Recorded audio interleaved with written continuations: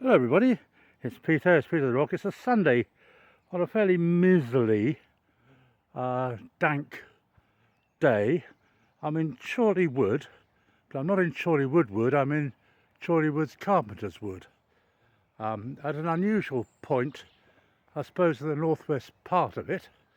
And I'll show you where I am because luckily there's a little bit of a board here with some information, and we are there. So there's another board with some information. It's a very similar one to the other entrance. The way into this wood is the nearest place to Chorleywood Station is where that little yellow arrow is there, and we are at where this other little arrow is. But I don't want to just show you that. There are lots of height restricted bars around the place, like this one, which has got engraved on it, "No horses." Now, it's interesting really, because a horse could quite easily get underneath that, but unfortunately, if a rider were atop, he or she would be knocked off. I think that's what that means.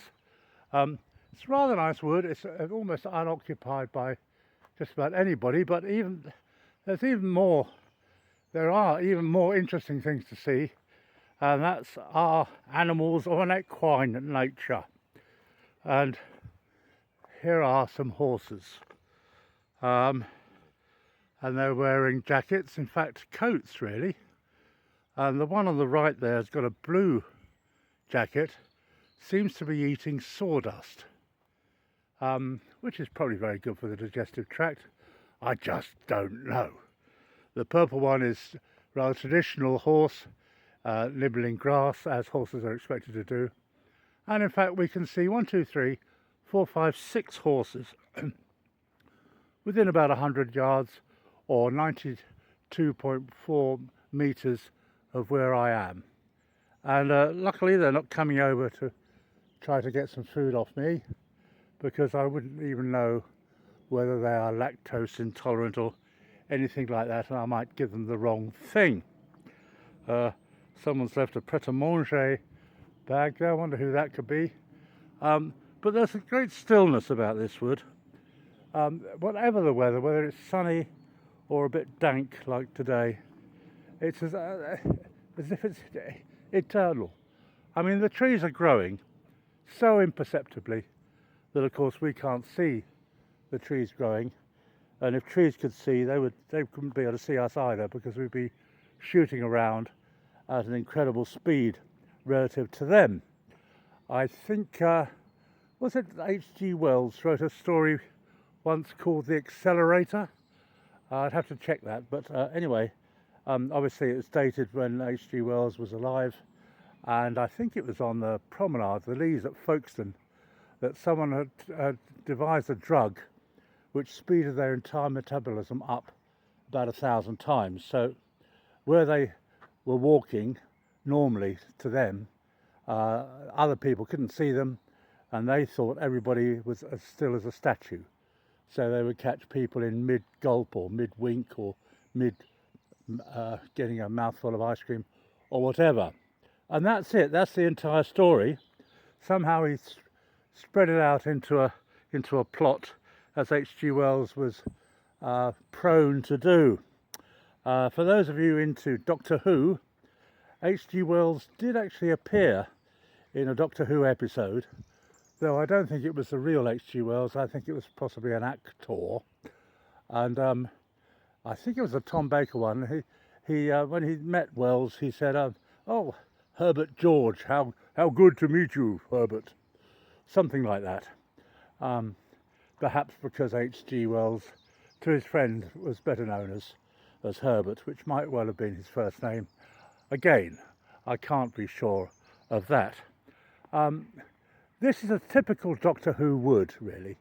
I mean, if I stand here long enough, perhaps millennia, I would imagine a police box would materialise before my very eyes, as the old-time musical comedians and comperes used to say, "Before your very eyes." One of my friends is a magician called Alan Kempthorne. You can look him up. His Facebook friends, he's very active on Facebook. Appears all over the country, does all sorts of magic tricks. Materialises as somebody called Professor Strange, and he has a few other nom de plumes or aliases, and it's mainly a kids entertainer, but he's a very successful, popular comedian slash conjurer slash magician slash who knows. Anyway, Alan Kempthorne, A-L-L-I-N, unusual name, but that makes it easier to find, whereas my name, Peter, is a very usual name and therefore makes it difficult for me to find. But I think I'm the only Peter the Rock who regularly wanders around Chorleywood. So if your name happens to be also Peter the Rock and you happen to live in Chorleywood, good luck to you and say hello. Now it seems like the blue jacketed horse is enjoying his or her sawdust so much that his or her friend in the darker jacket has come over to see what the fuss is all about. I'm rather pleased that there's no cricket match going on this sward, because you would only need sawdust to cover up the bowler's footmarks if it had been raining, which it has been raining, and that would be fine. But of course it would interrupt play a little bit if horses came along and started to eat the sawdust. I'm not quite sure what it says in the rules of cricket about that. There'd probably be a short delay while the umpires cogitated or even had a think. Anyway, Carpenters Wood, great name for a wood.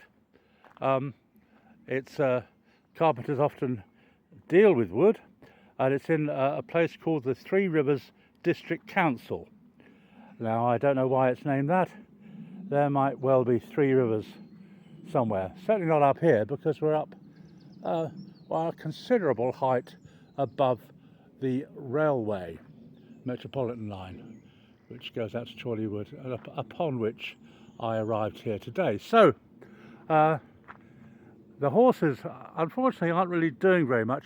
I was hoping they'd do a little bit of a pirouette or a bit of dancing, but they seem to be dulled by a seemingly uninteresting life.